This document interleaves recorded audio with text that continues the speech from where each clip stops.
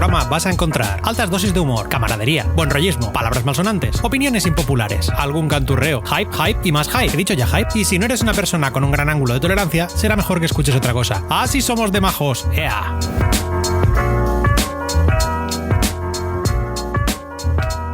Muy buenas y bienvenidos a Ludógenes, un podcast sobre juegos de mesa y rol y series y casi lo que se nos ocurra. Y a lo mejor un día hasta de videojuegos, fíjate tú.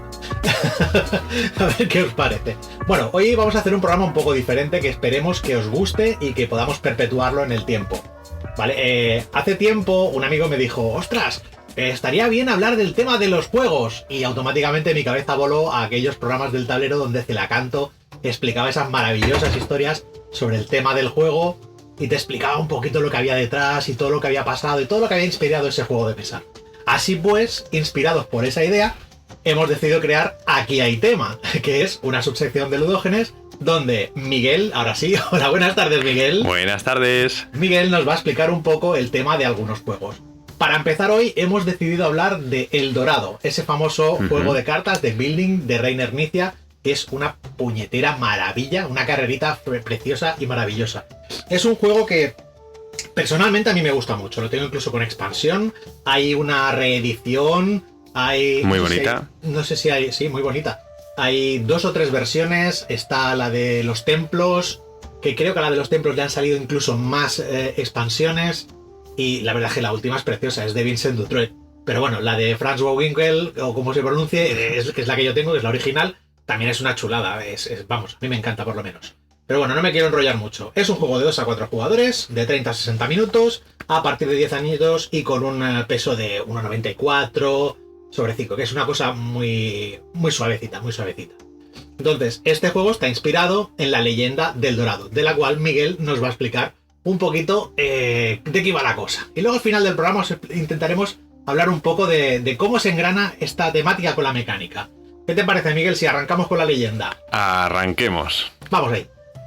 Bueno, pues lo primero que tengo que decir ya por delante es que el juego a mí también me gusta mucho, me encanta, y no se trata de hablar de las mecánicas en sí del juego, sino vamos a centrarnos exactamente en el tema, ¿no?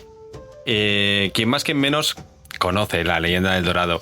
Lo que pasa es que quizás pues hay algunos detalles que no conozca tanto, y incluso yo mismo preparando este programa me he sorprendido con la de expediciones y bueno, yo no me imaginaba que la leyenda había tenido tal importancia en la realidad, ¿no? Porque que una cosa imaginada afecte al día a día de las personas durante siglos, pues es una cosa que es más que curiosa, ¿no? Entonces, es conocido del Dorado, para empezar, que es algo de oro, ¿no? De ahí viene el dorado, que es como lo llaman los españoles. Sin embargo, ¿qué es el dorado? Pues ahí va diferiendo, va cambiando a lo largo del tiempo. Al principio se habla de una persona. Una persona, que esto es igual lo menos conocido, que es un rey que se viste de oro o se cubre con polvo de oro. Y entonces se sube en una balsa, en un lago, y se acaba tirando al agua, se baña, desprendiéndose de todo este polvo o desprendiéndose como una ofrenda a los dioses de estas piezas antes de tirarse al agua. Claro, entonces la imaginación a partir de aquí va haciendo de las suyas, y de imaginarnos un lago con su fondo lleno de oro, vamos pasando a... Ostras, si aquí había oro, tenía que haber también una ciudad o un templo, un edificio hecho de oro. Pasamos a la ciudad y acabamos en un reino, ¿no? Que es precisamente lo que nos encontramos en el juego. Antes de que sigas, oye, por casualidad, no tendrás la ubicación, es para un amigo.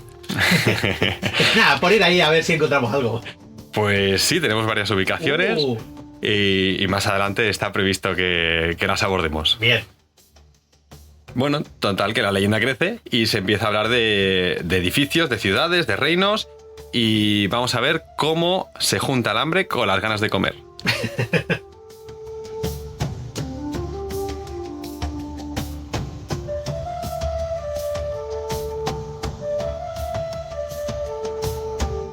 Se junta el hambre con las ganas de comer. ¿Esto en qué contexto? A ver, explícame un poquito. Bueno, pues tenemos que pensar que a partir de 1492, con la llegada a América, el mundo cambia. Porque 2 continentes que hasta ahora eran ignorantes el uno del otro, empiezan a contactar y de ahí pues saldrán cosas que no nos pertoca decir y valorar si son buenas o malas, simplemente pasan cosas, es un choque de culturas enorme, ¿no? Entonces, por el lado de Castilla se había completado la conquista de Granada, también con la corona de Aragón, y claro, todos estos siglos de reconquista habían generado una maquinaria militar que de repente se había quedado sin objetivos. Se cumple y por fin, ¿no? Se conquista toda la península, pero él viene y el ¿ahora qué, no? Entonces toda esta gente se va al paro, por así decirlo. Claro, no tienen un objetivo, se quedan sin manera de vivir, porque esto no dejaba de ser una profesión. Se saqueaba, se obtenía como mercenario, también recibías, etcétera. Entonces ahora de repente se quedan sin oportunidades. Paralelamente a esto, unos meses después, Colón llega a América, regresa y es cuando dice, hemos encontrado esto.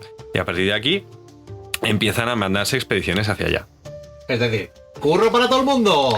Exacto. Toda esta gente que no sabe qué hacer con su vida, de repente empiezan a llegar unas noticias de que aquello es la caña, de que hay oro a raudales, de que hay un montón de oportunidades, de que hay unos animales fantásticos que nadie ha visto hasta ese momento. Entonces aquí todo es posible. Y si no tienes nada y todo es posible, te vas. Evidentemente, o sea, allí lo que mandamos fue toda la purria que había aquí. Vamos, lo que no quería nadie, todo lo que andaba por los bajos fondos, tirado por el suelo, lo metíamos en un barco y para allá, ¿no? Sí, podríamos decir buscavidas, no tenía por qué ser mala gente, bueno, ¿no? Pero sí, de alguna manera, pues no había movilidad social tampoco aquí, y allí, pues de repente eras un capitán o tenías algún cargo porque encabezabas una expedición con el permiso de sus reales majestades, pero bueno, pues de ser un porquero a estar allí al servicio de un capitán, que ya era una mejora. Vamos, sí, de porquero a soldado, vamos, unos estudios tremendos. Estos habían ido hasta la universidad. Madre mía. Somos unos cracks en España, especialistas en echar todo lo que no queremos para afuera.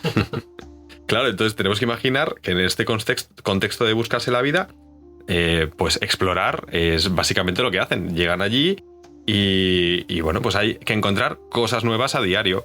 Animales como, por ejemplo, un armadillo, pues era algo inimaginable hasta aquel momento. Entonces, a partir de este hambre que hay, los ingleses le llaman las 3 Gs, a lo que motivaba a los españoles. Las 3 Gs, que serían gold, el oro, la riqueza, Gold otra vez y gold otra vez. Gold. Es la motivación mayor. La glory, ¿no? Buscando, es lo que decíamos de la movilidad social en sí. Glory hole. Y la tercera G, que sería God, ¿no? Que sería, pues, no estamos hablando de la iglesia, pero también jugó un papel muy importante aquí. Que, bueno, con todos esos debates de que si eran seres humanos o no, de que si entonces eran creados por Dios, si tenían alma. Y vamos, ahí esto provocó una sacudida que no nos podemos imaginar hoy en día. Tuvo que ser una cosa muy bestia, ¿eh? Llegar allí, encontrar gente nueva, animales nuevos y encontrarte en medio de este debate, ¿no? ¿Tienen alma? ¿No tienen alma? Tiene que ser, vamos, vivir aquello tuvo que ser impresionante. Y claro, entonces se encuentran que allí hay otros valores y literalmente valores, porque al oro no se le daba el valor que le dábamos aquí, ¿no? La economía europea se había basado en la cantidad de oro que tenías. En cambio allí, pues el oro era un metal más de todos los que, bueno, que no es un metal, pero bueno, digamos un material más y para nada vital, así que dedicado a la decoración, a la ornamentación, pero ya está. Para pintar reyes, para tirarlo a un charco. Exacto.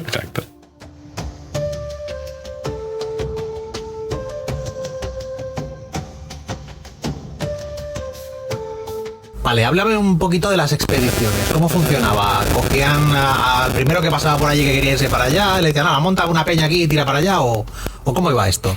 Bien, bueno, pues enviaban a alguien al cargo que generalmente pues venía de buena familia o era alguien que ya tenía referencias como militar en sí, ¿no? Esto que comentábamos antes de la maquinaria. Y a su cargo, pues como había demostrado dotes de liderazgo, pues a su cargo se ponía soldados, ¿no? Estos soldados, ya os lo iré comentando ahora, pero podía ser, por ejemplo, una expedición con 190 españoles o incluso expediciones con 400. Vamos, que es un poco loco pensar que de meterse en esas selvas así sin saber nada, sin tener mapas y en un mundo tan diferente de lo que conocían ellos. Uy, la pasta que les costaría mandarlos para allá, pues esto no sería así aquello, sí, hombre, cógete el primer barco que pilles y ya la tira para allá. Claro, por eso también se buscaba el oro, porque una parte iba para la corona daba permiso, te daba reconocimiento, títulos, capacidad para fundar ciudades, pero al mismo tiempo se llevaba a ellos también parte del pastel, claro. Entonces la primera expedición sería la de Vasco Núñez de Balboa, que no buscaba directamente el dorado, ¿de acuerdo? Estamos hablando de 1513, ya han pasado unos añitos después de Colón. Y entonces él lo que hace es llegar a las costas de Panamá, en el lado atlántico, y allí pues se propone ir en dirección a encontrar un mar que le han dicho que hay cerca, al otro lado. Como en su expedición consta de 190 españoles, como os decía hace un momento, y tardaron un mes casi para cruzar el istmo, ¿vale? La parte estrecha de Panamá, que son unos 100 kilómetros, para que os hagáis una idea, en línea recta. Lo que pasa es que ellos no iban en línea recta, a machetazo limpio, a espadazo limpio por la selva, y claro, pues teniendo mosquitos, serpientes, bueno, pues un montón de adversidades. Y aquí es donde empieza a escuchar las historias de que hay un reino muy rico más al sur. Y esto es lo que empieza a llamar ya la atención de los españoles. Él llegará y será el primer europeo que verá el Pacífico. Lo que pasa que para él, desde la perspectiva cuando llega y lo ve hacia el sur, porque si os fijáis, si miráis un mapa de América, pues esa parte de Panamá está como un poquito en horizontal, digamos, y lo llama el Mar del Sur. Mar porque nos esperaba que era pues ni una décima parte del Pacífico, ¿no? de lo que estaba viendo. Y entonces aquí es donde vuelve con estas noticias de que hay un reino más rico al sur, y es donde empieza a despertar otras expediciones. Por ejemplo, 1522, Pascual de Andagoya. Claro, aquí hay que imaginarse que todos los recursos estaban al lado del Atlántico. Entonces, cada vez que querían pasar algo al otro lado, tenían que cruzar esta selva y tenían que establecer una ruta. Madre mía, y hartos de mosquitos, además. O sea, mosquitos, como decía, serpientes y bichos que nunca habían visto. Toda una fiesta de lujuria y perversión. Para los mosquitos, evidentemente. Y los bichos. Entonces, esta última expedición de Andagoya es costera, ¿vale? No se atreven a hacer la misma navegación que han hecho por el Atlántico. Lo normal y lo habitual hasta antes de 1492 era la navegación de cabotaje. Esto es ir resiguiendo la costa. Si hay algún problema, pues te acercas, te abasteces. Pero esto de meterse a lo loco así en medio del mar y perder tierra de vista, esto no era nada habitual. Hombre, no sea que se fueran a caer por la punta de la tierra, que como todo el mundo sabe es plana. Como cada vez más gente cree. Pero no es plana, es un cubo. No puedes negarlo. Y bueno, pues esta expedición que va resiguiendo la costa empieza a escuchar que sí, hay un reino más al sur, más rico y poderoso, que se llama el Virú. Esta palabra derivará en Perú, ¿de acuerdo? Y claro, le estaban hablando de los incas, del reino de los incas. Así que estas noticias vuelven para atrás de esta expedición y dicen, sí, que aquí nos hablan de que hay una gente con la que mejor no meterse, que tiene ahí dominado a otros pueblos y que tiene mucho oro y plata y joyas, y bueno, entonces esto enciende los ojos de los españoles. Blanc, cling, cling. Aquí hay que ir. Casi como los míos ahora mismo, porque se están colando todo tipo de ruidos. Es lo que tiene grabar a estas horas, que están los vecinos, el perro, los niños por aquí. Bueno, lo sentimos mucho si se cuela algún sonidito, pero bueno, es lo que hay. Perdona que te interrumpa, por eso. No, para lo que nos pagan, pues... Eso también. Bueno, entonces ya aquí es donde entra uno de los personajes que más suenan a la gente, que es Pizarro, ¿vale? 1524. Pizarro, Almagro y Luque son 3 conquistadores, 3 exploradores de estos que organizan, se juntan, digamos, en rollo expedición cooperativa y van a ver qué pasa con este virú. Pero claro, estos están no directamente interesados en encontrar todavía el dorado, porque la palabra el dorado todavía no ha sonado, pero estamos explicando esto para dar contexto a que ya había un interés previo a la leyenda, ¿no?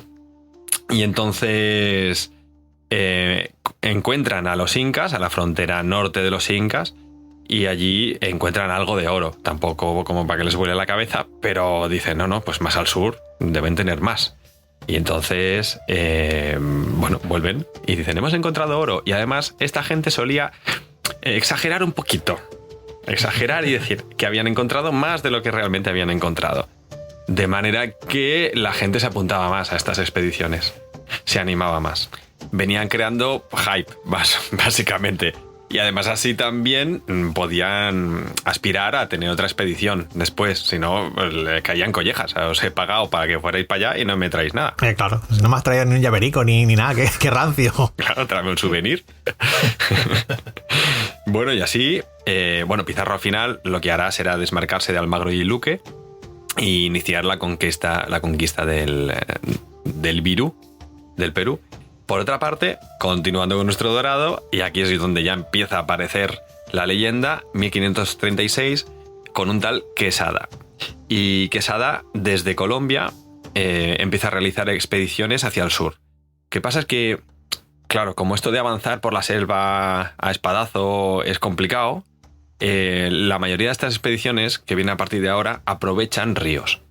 Y entonces los van remontando río arriba, que es mucho más fácil que avanzar por tierra, pisando de todo, etcétera, ¿no? Tú verás, salen más cartas de río que de tierra. Y que eso, luego lo comentaremos, pero está muy bien tematizado, sí. Entonces es el que realiza estas expediciones hacia el sur y empieza a escuchar de los nativos historias de un rey que se baña en oro. Y claro, entonces empieza a enviar desde Santa Marta, que es una ciudad actual también en Colombia, empieza a enviar hacia el sur a estas expediciones, pero cada vez que se encuentra en un poblado indio, que también suelen estar a los lados de los ríos, ¿no? Por aquello de que bebemos agua y tal. Evidentemente. Pues le van dando largas, ¿no? Entonces, cuando ven de qué pie calzan los españoles y que piden oro cada vez que llegan, y aquí tenéis oro, ¿cómo vais de oro? ¿Y más oro? Entonces dicen, pues mira, si sigues río para arriba, te encontrarás unos que tienen más de esto, que tú le das tanta importancia. Y así se los iban sacudiendo. De esta manera también, pues claro, yo me imagino que los españoles tampoco serían tan cazurros de no ver la jugada. Pero siempre queda eso de, ¿y si sí? ¿Y si sí? ¿Y si es verdad?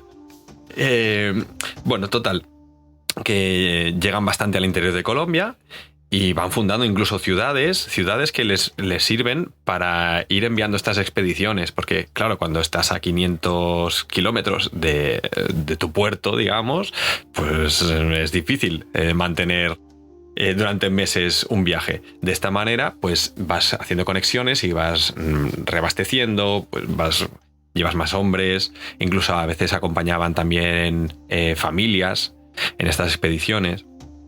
Bueno, pero para que os hagáis una idea de esta exploración del interior de Colombia, de Quesada, salieron 500 y llegaron 70. ¡Wow! Vale, esto fue una carnicería. Es que es lo que decimos, están en este tipo de selvas, en territorio desconocido, con unas cosas que no sabes que te vas a encontrar, enfermedades nuevas. Es verdad que los españoles llevaron para allá enfermedades, pero también se encontraron con otras allí. Y bueno, pues enviándolos adentro, no llegan nunca a encontrar ese dorado, ese señor que se baña en oro. Sin embargo, eso no es suficiente como para desistir y pues otros españoles van pensando, pues si no lo han encontrado, ¿será que no estaban buscando bien? Así que desde el lado de Venezuela, un tal Diego de Ordaz remonta el Orinoco El Orinoco tiene 2.250 kilómetros. Wow, increíble. Cosa que él no sabía cuando empezó a remontarlo. Me lo imagino. Y buscando el dorado. Al final es eso, ¿no? Por eso a mí me peta la cabeza que todas estas expediciones las motivara una leyenda. Las motivara es verdad que es la ambición y la codicia, pero no deja de ser una leyenda. ¿Qué pruebas tienes? Nada. Lo que dicen los viajeros que han encontrado algo y tal, pero no hay nada de nada. Entonces todos quieren ser el primero. Es que el problema que tenían en aquella época es que no había Xbox, no había Android, no había Internet, no había 200.000 juegos de mesa con los que jugar. O sea, no tenían tantas cosas a las que entretenerse. ¿Qué hacían? ¿Una leyendita? Pues venga, vamos para allá. Como el que se hace en Escape Room. ¿Qué dura? ¿Cuánto dura? ¿20 minutos? No, 3 años. No pasa nada. Para adentro, venga, vamos. Entonces en total no tenía nada mejor que hacer. Claro. Bueno, entonces después tendríamos que destacar la expedición de Alonso de Alvarado, que ya con los incas ya sometidos por Pizarro previamente, se interna, enviado por Pizarro, y en busca del dorado. Aquí ya desde ese territorio, desde el Virú, también ya le empiezan a llamar el dorado. Se ha hecho famosa la leyenda a través del boca a boca, los marineros, los puertos. Ya no muy lejos queda Vasco Núñez de Balboa, ¿no? El primero en cruzar, la primera ciudad allí y tal cual. Ahora ya empezamos a tener una red conectada a lado y lado del continente, ¿no? Y podríamos decir que teníamos montada una red de abastecimiento de mosquitos. ¿No? Exacto, los mosquitos vivían mejor.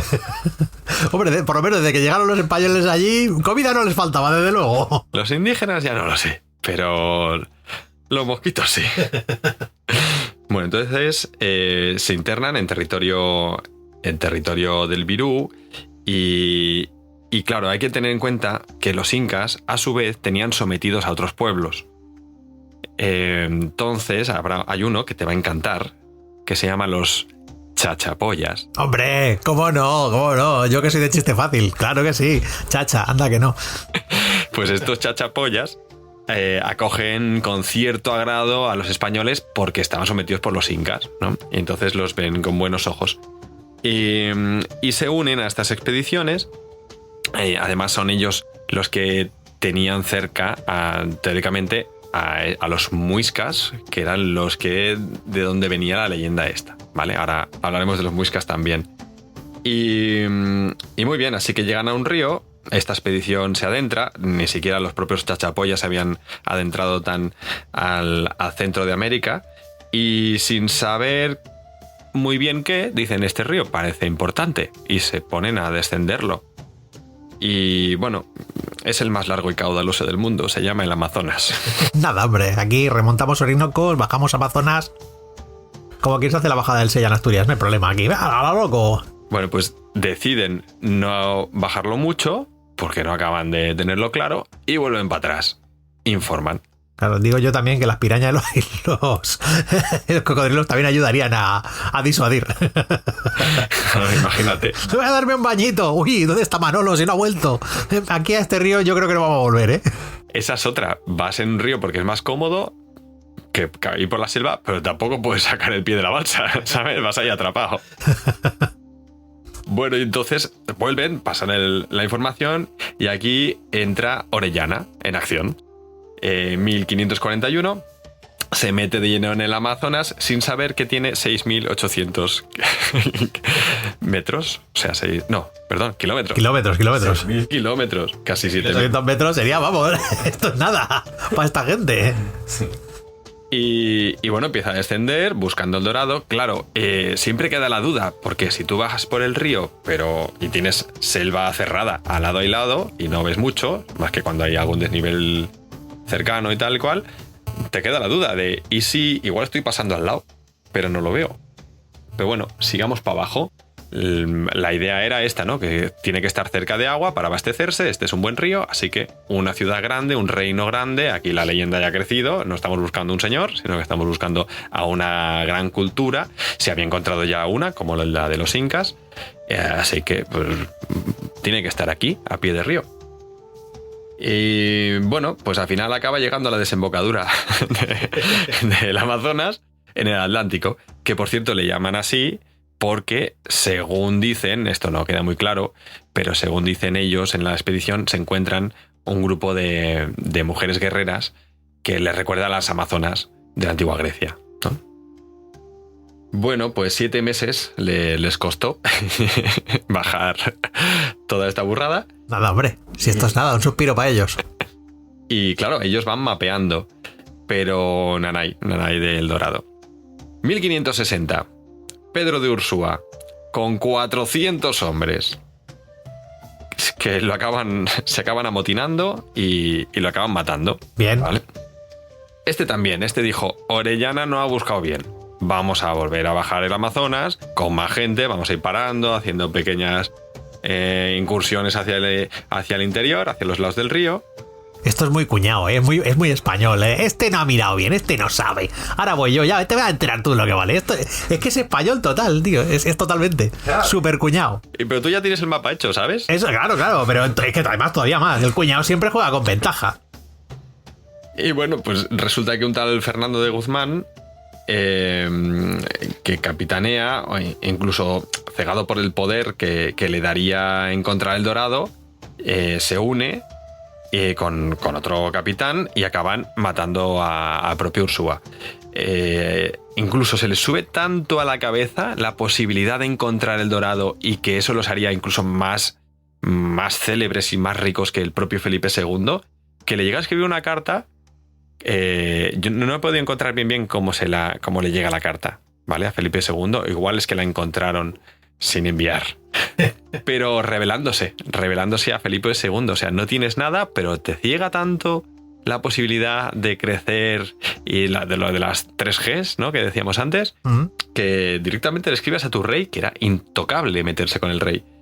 Y se rebelan. Entonces, de estos dos capitanes, al final, el segundo era Lope de Aguirre, que creo que no lo he dicho, que pues al final se entera Lope de que Guzmán lo va a traicionar y se adelanta y mata a Guzmán.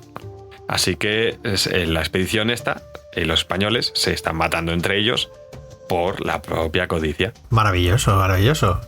Así vamos a llegar muy lejos. Para que me mates tú, te mato yo. Exactamente.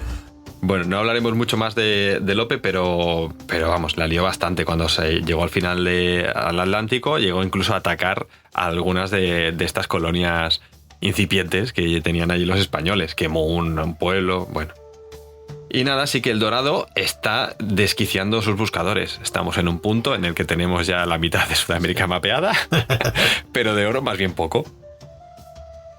Así que otras expediciones, como en 1568, en el 69, en el 70, se van enviando desde diferentes puntos. Incluso hay algún alemán, porque recordemos que Carlos I, que es el padre de Felipe II, Carlos I y V de Alemania, al ser emperador y tener diferentes herencias y, digamos, orígenes, entonces también adjudicaba a nobles de otras partes de su territorio el poder ir a las Américas, que era algo más de su herencia, ¿sí? Entonces hay algún alemán que también desde Venezuela establece colonia, busca el Dorado, que no es una cosa absolutamente de españoles, pero sí principalmente de españoles. Bueno, así que a finales del siglo XVI nos encontramos con que el interior de Sudamérica estaba explorado y incorporado a los mapas. A lo tonto, fijaos que África la tenían al lado y no se conocía, y tardarían 2 siglos en conocerse el interior de África. Sin embargo, una leyenda había motivado que toda Sudamérica ya estuviera mapeada. Así que ese es el nivel. Bueno, entonces algunas de estas expediciones, cuando vuelven pocos supervivientes, cuentan que han visto el Dorado, pero que no han podido llegar. Lo que decíamos antes, hay que contar algo bueno y hay que decir que no ha sido en balde. Porque si no nos cortan el cuello. Llegan incluso a mapear un lago legendario y inexistente que se ha estado buscando también en otras expediciones, incluso en el siglo XIX. Porque al final ya todo olía a dorado. Con diferentes nombres quizás, pero como no se encontró, pues siempre queda el Easy. Easy se lo han inventado más bien, para que no les mataran. Hablan, claro, de estas amazonas, que por eso no sabemos si son legendarias o son una invención hablan de hombres que tienen la cara en el pecho, ¿vale? Imaginaros sin cabeza y los ojos, la nariz y la boca en el pecho. Yo creo que algo sí que encontraron allí, ¿eh? Algo así como peyote, o alguna hierba por el estilo, algún hongo así un poco psicotrópico. O llevaban mucho cornezuelo de centeno. Vete a saber que algún chamán no dijera, sí. Igual que para sacudírselos, ¿no? Pues sí, toma esto. Vamos a fumar la pipa de la paz. Venga, vais a volver a casa volando. Entonces, estas invenciones que no reconocen una derrota de una expedición que ha estado meses jugándose la vida, encima van acrecentando la leyenda.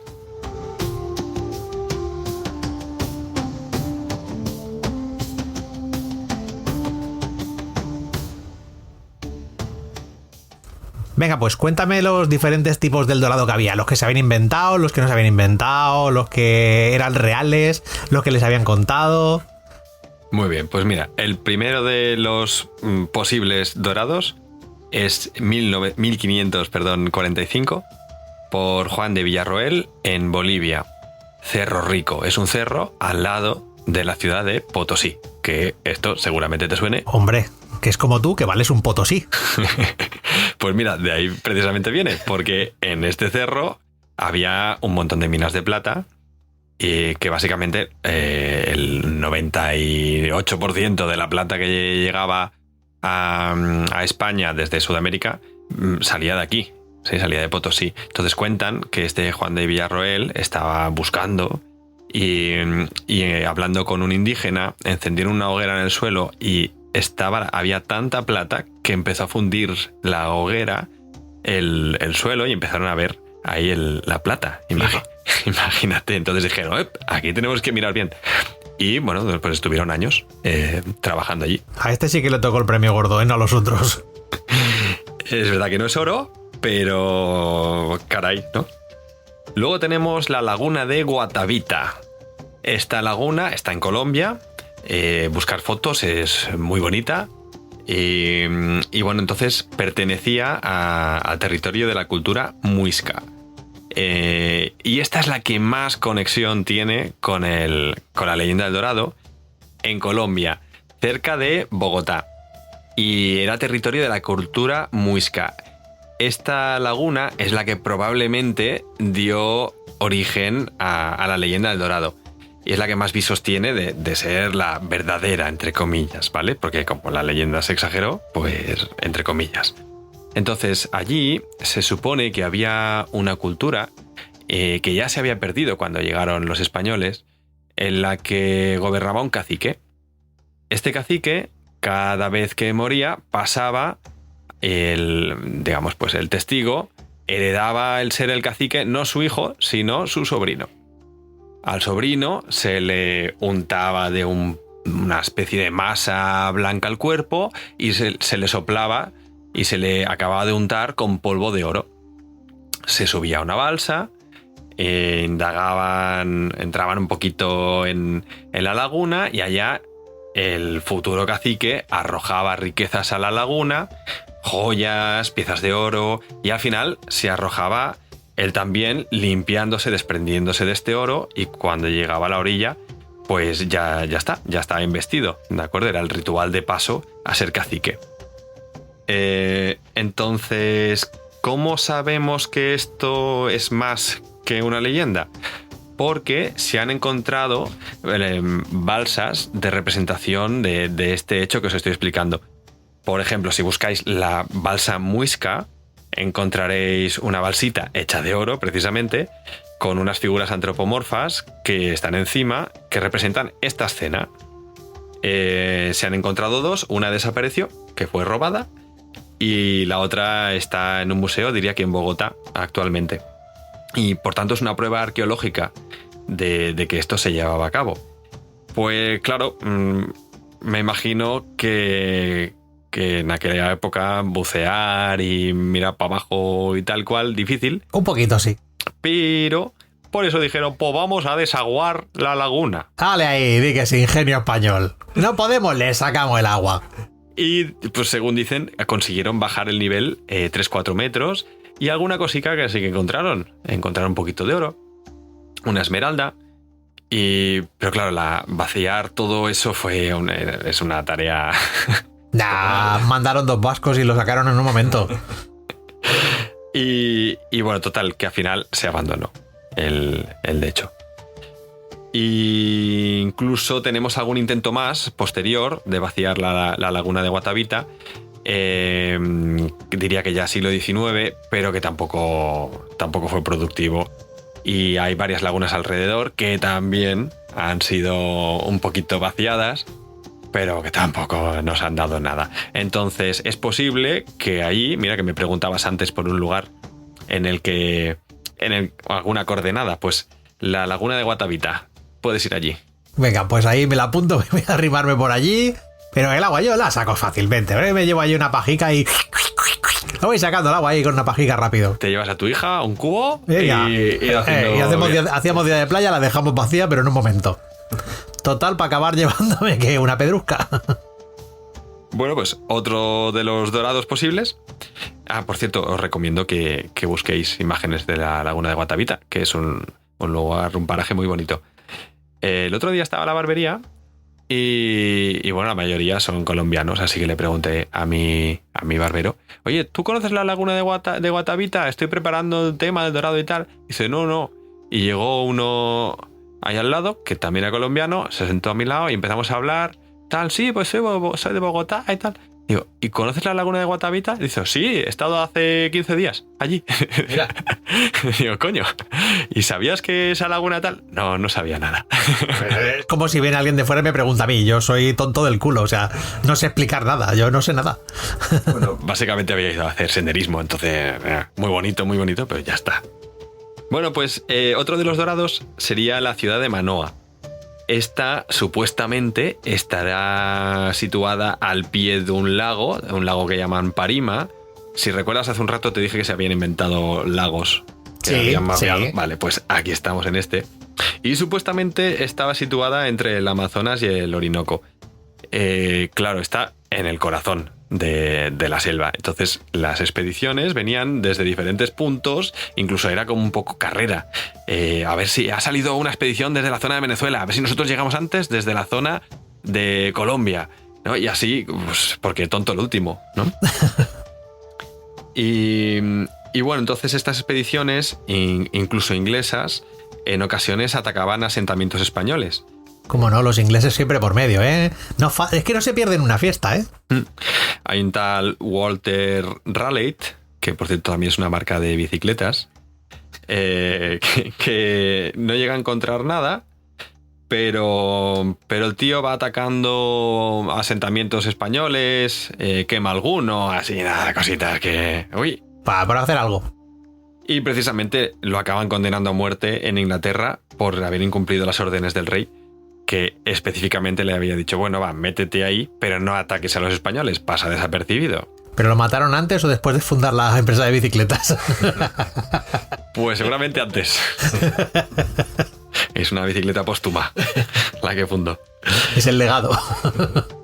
Y bueno, pues a lo largo del siglo XVIII, esta ciudad de Manoa fue buscada por holandeses, franceses, portugueses, que no lo hemos dicho, pero claro, los portugueses también tenían su parte del pastel en Sudamérica, porque cuando se descubrió América por parte de los europeos, se repartieron el mundo en dos a través del Tratado de Tordesillas y dijeron, de esta línea para allá es tuyo, de esta línea para acá es mío. Y claro, los portugueses se hacían un poquito también los tontos, porque realmente si miráis la línea, lo que les tocaba de Brasil, la puntita. Pero Brasil es enorme, es como 17 Españas. ¿Y qué hablan en Brasil? Portugués. Español no, desde luego. Y bueno, entonces los portugueses aquí también estuvieron buscando su tajada y su llegar a Manoa. A principios del siglo XIX se llega a la conclusión de que en realidad este lago, el Parima, en realidad no es un lago, sino que es un río que cruza una llanura y que cuando se desborda inunda todo el llano, pareciendo un lago. Ah, viene con truco. Y bueno, así llegamos a otro dorado que es el Paititi. Este es más famoso, es un poquito más conocido. El Paititi también es un legendario reino preincaico. Imaginaros si para nosotros los incas ya es como, ostras, ya era una cosa que estaba allí, pues antes de los incas ya estaba este reino. Y lo mismo tenemos que si una laguna, que si un río, que si una ciudad al pie de todo esto. Total, que jamás se ha encontrado. En Wikipedia podéis ver la lista de expediciones que se han realizado para buscar el Paititi entre 1538 y 2011. Y ¿El de 2011 que iba con un GPS y el Google Maps o qué? sí, lo has oído bien, 2011. ¡Wow! Y claro, os voy a ahorrar el contar las 31 expediciones. Madre de Dios, 31. Todo esto por una leyenda. Una leyenda que lleva a otra, que todo el mundo piensa que el anterior ha sido más tonto que él y que no ha encontrado lo correcto. Yo creo que tú ofreces dinero, pero a mansalva por hacer esto y no se te ofrece ninguno. En cambio le dices, podría ser que, y ya están todos de cabeza. No hay huevos. No hay huevos, exactamente, es el no hay huevos, sujétame el cubata. A que no encuentras el Paititi. Y bueno, pues de estas expediciones hay que destacar al inglés Percy Fawcett, que es el culpable de que la leyenda sobre el Paititi se reactivara, se hiciera mucho más grande. Él le llamaba la ciudad perdida de Zeta, que por cierto creo que tenéis en Amazon, creo, una película que se llama Ciudad Perdida de Zeta, o Ciudad Zeta, o algo así. Si suena a zombie, seguro que no la he visto. Pues yo no la he visto, no la puedo recomendar. Pero bueno, creo que está por allí. Y entonces él hizo esto, ¿no? Cogió una expedición, se cargó de ofrendas porque sabía que él, cada vez que llegaba a una tribu por protocolo tenía que hacer un regalo para que le atendieran bien. Y bueno, en cierto momento de 1925 se pierde la pista a Fawcett y no se sabe más de él. Entonces, como es inglés y se dan cariño, varias expediciones posteriores fueron a buscar a Fawcett, ¿no? Y bueno, algunas de esas expediciones encontraron las ofrendas que él había ido dejando, porque claro, él lleva objetos que no son de allí, que los locales no tenían. Tenemos que pensar que aunque sea 1925, hoy en día hay tribus del Amazonas que no han tenido contacto. Y hay también las que no quieren tener contacto, ¿no? Que en cuanto se acerca un extranjero, disparan flechas, lo que sea, porque pues prefieren no tenerlo y bien que hacen, yo creo, ¿no? Sí. Están tranquilos allí, ¿para qué les vas a molestar? Total. Que el último que le siguió la pista encontró un objeto de medición que utilizaban para orientarse con las estrellas y tal y cual, que obviamente de metal y tal, con lentes, esto no era de allí, y la placa que decía Fawcett también llama un poquito la atención. Y los indios locales tenían una especie de leyenda que decían que pasó por ahí un señor que dejó ese objeto y que le dijeron: ¡pa' allá no! ¡No te vayas para el este! Y que ese señor dijo: sí, yo voy para allá. ¡Sujétame el cubata! Porque según sus cálculos estaba para allá lo que buscaba. Pero dijeron: no, indios malos, para allá, caníbales, esto ni con ofrendas. Y no les hizo caso. Y se pusieron hasta el culo de papas con carne. Literalmente. Canoas no se harían, porque el tío se pincharía ahí con el tenedor en la piel, pero de papas con carne hasta las trancas. Así que seguramente ahí acabó Fawcett. Aunque bueno, su leyenda también acrecentó esto, decía antes, porque decían también, o existía la creencia de que Fawcett había encontrado esta ciudad y se había quedado allí. El cabrón no había vuelto y estaba viviendo pues su propio dorado. Allí a cuerpo rey, claro que sí. En la barriga de algún indio. Así que bueno, hoy en día hablaros de la tecnología LIDAR, porque creo que esto puede acabar aportando a la leyenda del dorado. No está muerta, hemos visto 2011 2011, sí. Y bueno, pues si alguien no la conoce, la tecnología LIDAR, digamos que es como un radar que evita lo biológico, ¿no? Evita lo vegetal. Entonces haces una foto y no ves árboles, plantas, animales, sino que solo ves en terreno. ¿Sí? Pedruscos. Y como los pedruscos en la naturaleza no suelen hacer formas como edificios y construcciones humanas. Por eso díselo a los expertos en Clickbait con lo de Marte, que últimamente están pesadetes. Sí, las caras de Marte. Sí, bueno, caras, edificios, garajes y hasta en McDonald's si hace falta, ¿eh? Te sacan cualquier parecido, vamos. Bueno, pues eso, cuando se encuentran estructuras no naturales, pues gracias al LIDAR, se están descubriendo ciudades precolombinas ocultas por la selva y aún hoy en día se especula en que pueda aparecer El Dorado. Vamos, que yo me imagino que en secreto debe haber millonetis que envían allí gente para que lo pase mal con los mosquitos. Hombre, hay que darles de comer, pobrecicos. Para ver si encuentran algo y son los primeros. Si es El Dorado, pues mira, premio gordo, pero si es otra cosa de valor, pues también. Y bueno, y si nos ponemos un poquito ñoños, El Dorado es la propia naturaleza. ¡Oh, qué potito! Los ríos, las cordilleras, esos nuevos productos como la patata, el tomate, el cacao, que ahí también hay un dorado. Sí. Y la piña para quien le guste, a mí no.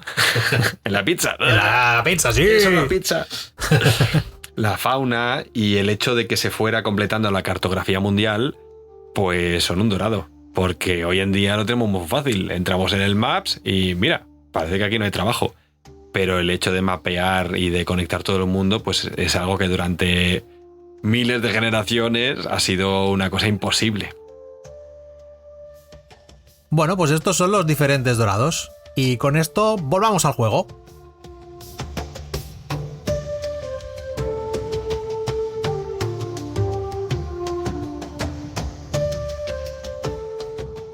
Vale, bueno, pues con todo lo que hemos contado hasta ahora, yo por ejemplo veo algunas cositas, ¿no?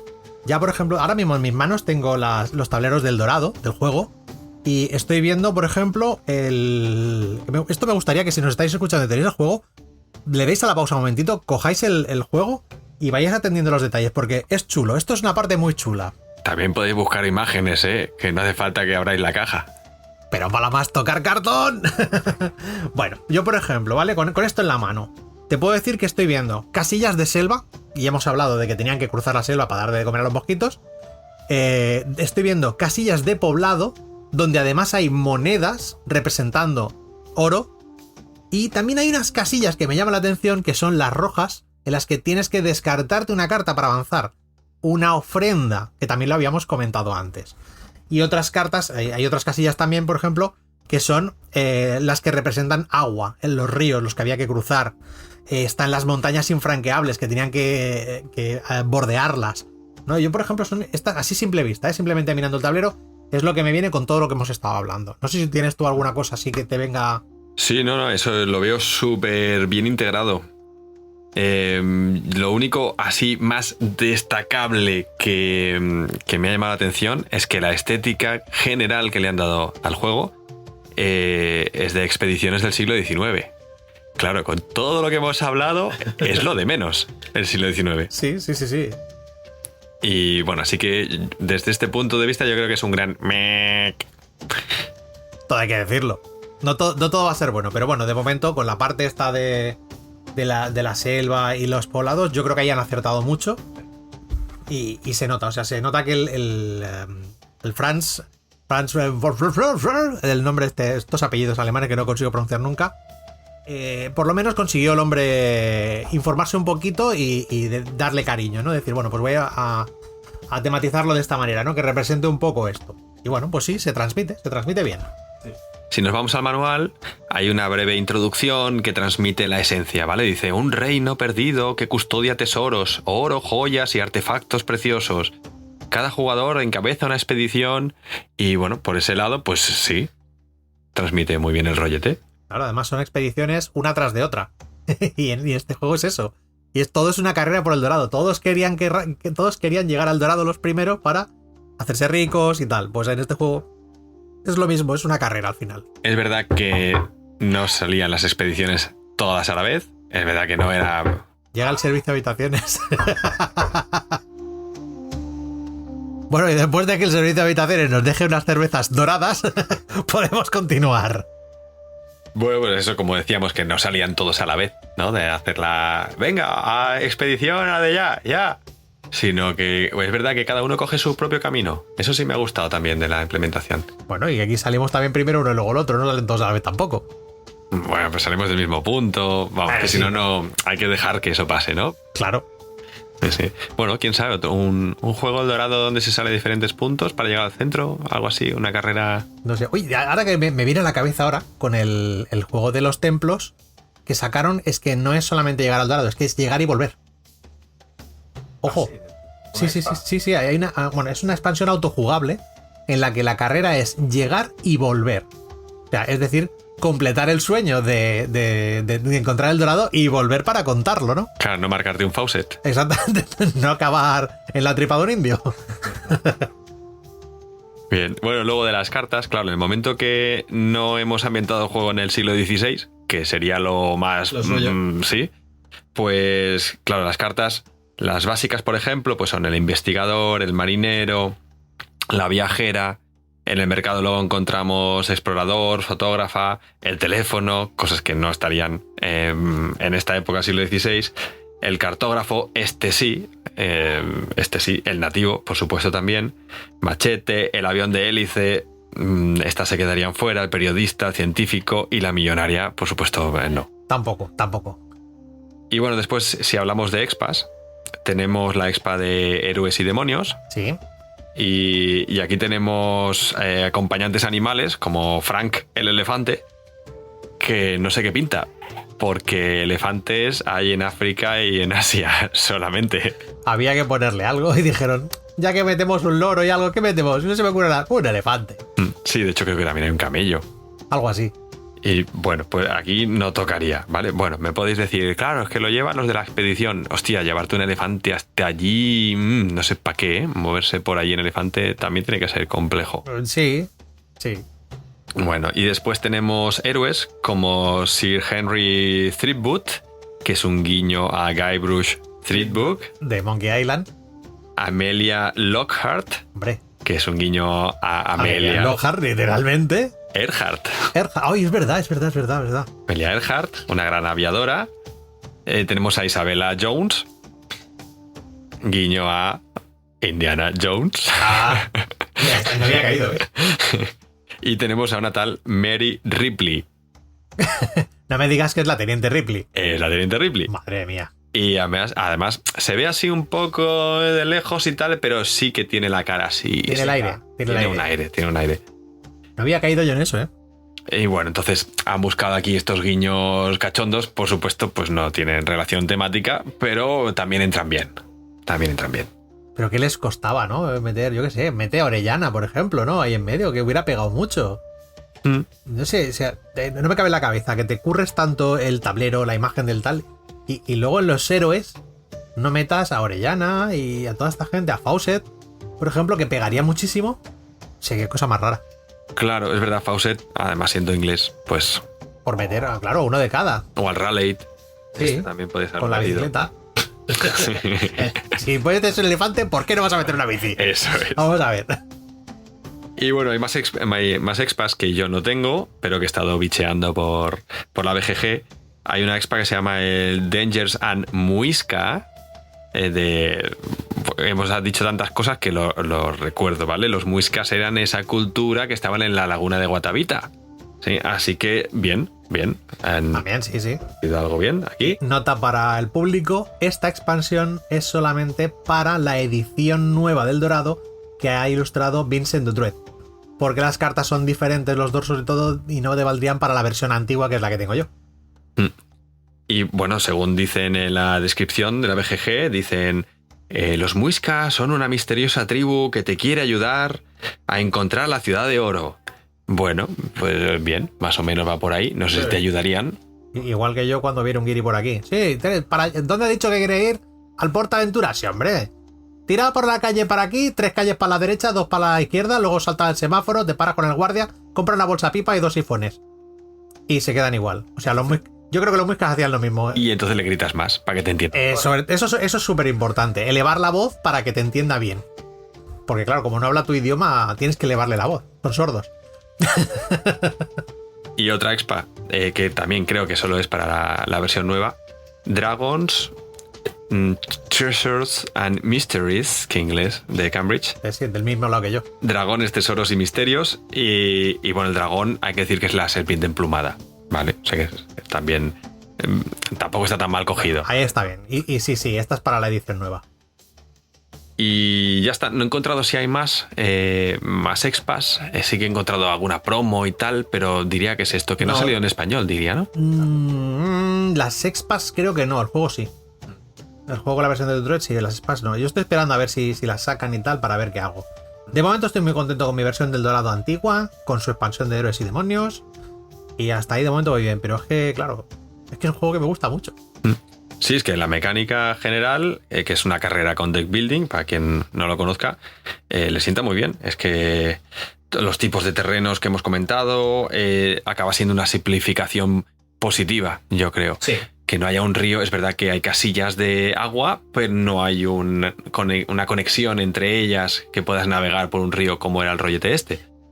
Pero es positivo porque para el juego pues es más entretenido. Sí. Estaba yo ahora mirando aquí y igual sí que se podría montar, claro, te lo tienes que montar tú, ¿no? Pero igual sí que podrías llegar a montar como una especie de río, ¿eh? Como tienes libertad para montarte el mapa y esto es todo modular, igual sí que podríamos montar un río, pero bueno, en principio son como lagunas. Claro, otra cosa que digamos que sería aclimática o atemática es que desde el principio ya sabemos dónde vamos, ya sabemos que el Dorado está a la vista para todos los jugadores y sabemos hacia dónde tenemos que movernos, ¿no? Desde el principio. Y claro, eso no pasaría. Por eso, precisamente, pues se mapeó toda Sudamérica. Pero bueno, aceptamos el pacto de ficción de buen agrado y para la poca alma que suelen tener los juegos de Inicia, pues... Está muy bien. Está muy bien. Y además se juega en un tiro, queda muy bien, juegas rapidito, puedes jugarlo con quien quieras, porque es muy sencillito de jugar, muy ágil y muy rápido, y muy, muy chulo. Pues bueno, hasta aquí ha quedado la explicación del Dorado, de toda la historia que hay alrededor, y esto es Aquí hay tema. Por último solo me queda decir que muchísimas gracias, Miguel, por el currazo, porque sé que te has estado documentando y que te has pegado una buena currada para estas chorradas que se nos ocurren aquí. Bueno, espero haber estado a la altura de tu encargo y la verdad que yo también he disfrutado mucho porque hacer esto pues me encanta. Sí, pues te espero en el siguiente. A ver si hay buena acogida y repetimos, ya tenemos una lista de temáticas de juegos que nos gustaría si esto sale para adelante. Y si alguien tiene alguna idea y queréis proponer algún juego o creáis que hay algo que os interesa y digáis, oye, pues podríais hablar de la temática de esto, pues oye, mandarnos un correo a ludogenespodcast@gmail.com, ese correo en el que no escribe ni el spam. Podéis escribirme también a mí directamente o en el grupo de Telegram, telegram.me/ludógenes, o incluso por Twitter, aunque últimamente Twitter no le hago ni puñetero caso. Pero vamos, que nos lo podéis hacer llegar, nos lo estudiamos y nos lo miramos. Y si el tema mola, pues va para adelante. Hacemos un programa de esto. Pues nada, por último, muchas gracias a todos los que nos habéis escuchado, los que nos habéis aguantado el rollo, a mi hija por traernos las cervezas, que nos ha interrumpido de buen rollo, pero bueno, ha valido la pena. Y gracias a todos por escucharnos. Nos vemos en el siguiente. Adiós.